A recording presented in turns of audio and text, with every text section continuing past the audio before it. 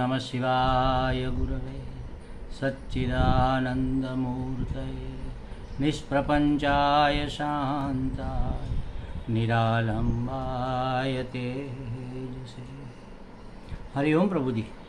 आज के इस प्रश्न परिषद में आप सबका स्वागत है। आज का प्रश्न गोंडल गुजरात से सोनल जी का है। उन्होंने पूछा है कि आत्मरति क्या है, आत्मरति को कैसे समझे। तो देखो प्रभु जी, रति शब्द को समझ लेने से बात थोड़ी स्पष्ट हो जाएगी। रति माने प्रेम। अच्छा, प्रेम क्या है? जैसे समझो किसी के बारे में हमने सुना, किसी वस्तु के बारे में कि ये वस्तु बहुत अच्छी है और यहाँ पर मिलती है, तो हमारी इच्छा हुई उसको प्राप्त करने की, क्योंकि अच्छी चीज़ें तो हमें चाहिए। तो उसके प्रति हमें जो लगाव हुआ वह प्रेम का पहला स्टेज। फिर उस वस्तु की हमने प्राप्ति की, अपने अधिकार में लिया। अब वह वस्तु हमारी है, जब भी चाहेंगे हम उस वस्तु का उपयोग करेंगे, उपभोग करेंगे। तो अपने अधिकार में आना ये दूसरा स्टेज है। जैसे समझो कि खाने की चीज़ है लड्डू, तो हमें लड्डू बहुत पसंद है और पता चला कि आज गणेश चतुर्थी है और आज आश्रम में लड्डू बनने वाले हैं। बस सुनते ही हमें उसके प्रति प्रेम हमारा उमड़ पड़ा कि कब मिलेंगे, कब मिलेंगे, कब मिलेंगे। हमें लड्डू चाहिए, हमें लड्डू बहुत अच्छे लगते हैं। आज लड्डू मिलेंगे, वाह मज़ा आ जाएगा। आज मिलेंगे, अभी मिले नहीं, अभी देखे भी नहीं, फिर भी हमें जो आनंद आता है वह प्रेम का पहला स्टेज है।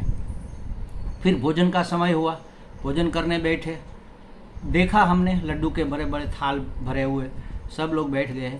हाँ, हमने देख लिया और हमारी एक के बाद एक परोसते हुए हमारी थाली में भी आ गया, तो हमारे अधिकार में आ गया। हमारी थाली में से कोई उठा कर नहीं खा जाएगा, हमारे अधिकार में आ गया। अब और प्रेम बढ़ा और आनंद बढ़ा। प्रेम माने आनंद, और आनंद बढ़ा। ये प्रेम का दूसरा स्टेज है। तीसरा, अब ब्रह्मार्पण हो गया और हमें खाना शुरू करना है। बस हमने उठाया लड्डू और मुंह में रखा, खाया। आहा, ब्रह्मानंद, परम आनंद, बहुत आनंद आया, बहुत मीठा, बहुत अच्छा, बहुत मन भावन।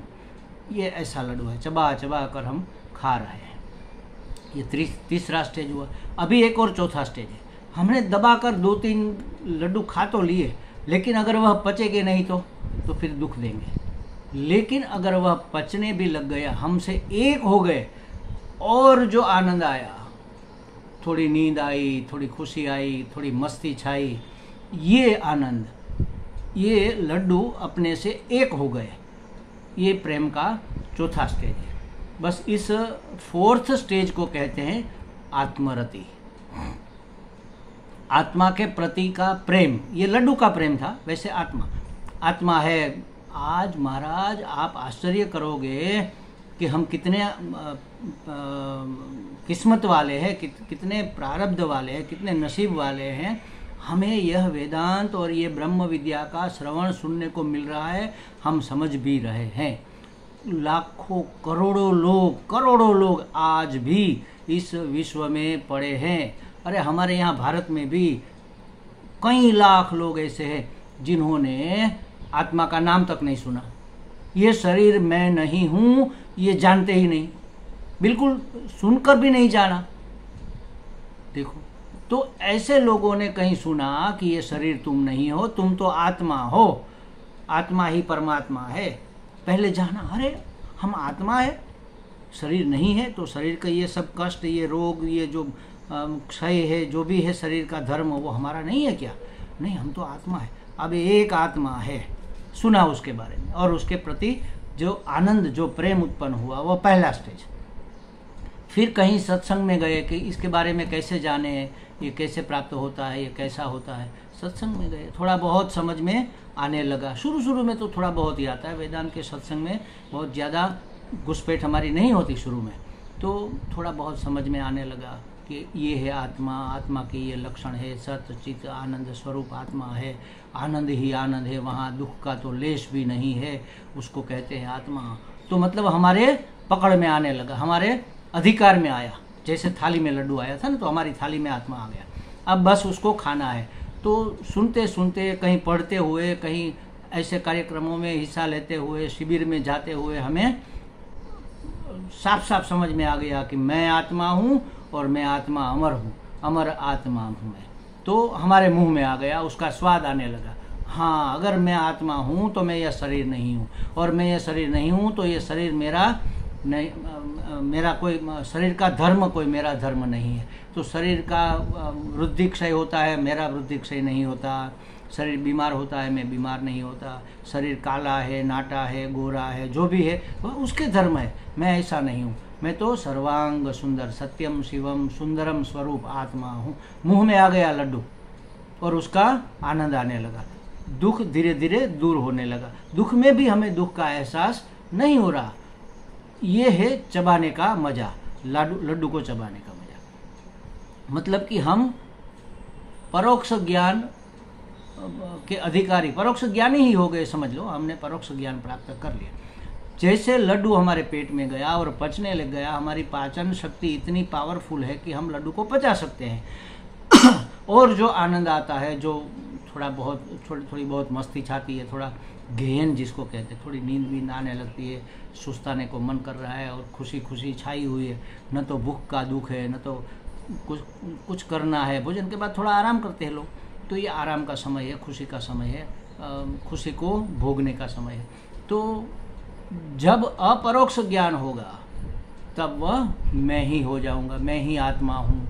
अब तक एक आत्मा है, एक मैं हूँ, एक परमात्मा है, एक मैं हूँ। परमात्मा मेरे है, मैं उनका हूँ, मेरे पर उसकी बहुत बड़ी कृपा है, वह दयानिधि है, करुणा के सागर है, सर्वांग सुंदर है, सर्वशक्तिमान है, मेरा हित चाहते हैं, अहेतुक दया सिंधु है, वात्सल्य मूर्ति है।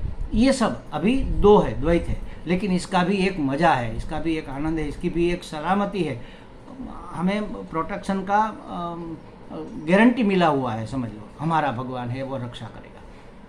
लेकिन जब वह आत्मसात हो जाएगा कि मैं ही आत्मा हूँ, जैसे लड्डू आत्मसात हो गया, पेट में गया, पचने लग गया, तो मैं ही आत्मा हूँ, लड्डू मैं हो गया, बस आत्मा मैं हो गया, तब जो प्रेम आता है उस प्रेम को कहते हैं आत्मरति, उसको कहते हैं आत्मरति।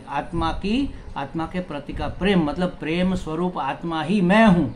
बस ऐसे भी महात्मा है जिसको किसी और चीज में कोई प्रेम नहीं है, कोई रुचि नहीं है, किसी वस्तु, व्यक्ति, पदार्थ, परिस्थिति में कोई रुचि नहीं, क्योंकि वह जानते हैं ये सब स्वप्न है, स्वप्न के पदार्थ है, स्वप्न की व्यक्ति है, स्वप्न की वस्तु है, स्वप्न की परिस्थिति है, वो वास्तविक नहीं है।